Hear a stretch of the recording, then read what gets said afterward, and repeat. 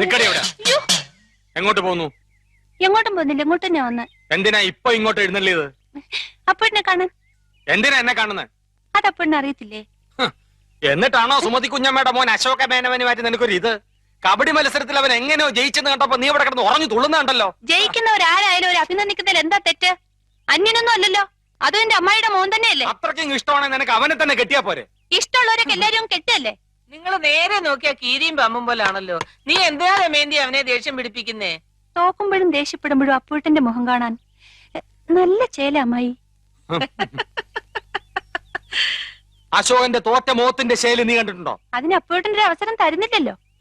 എന്നാ കാവിലെ പാട്ട് മത്സരത്തിന് നീ വാ, അവന്റെ തോറ്റ മോന്തയുടെ ക്ലോസപ്പ് കാണാം. ചുമ്മാ തങ്ങിയെന്ന് തോറ്റാ പോരെ, അതിന് ഈ വീരവാദം വേണോ? ചുമ്മാ തങ്ങിയെന്ന് തോറ്റാ പോരേന്ന്.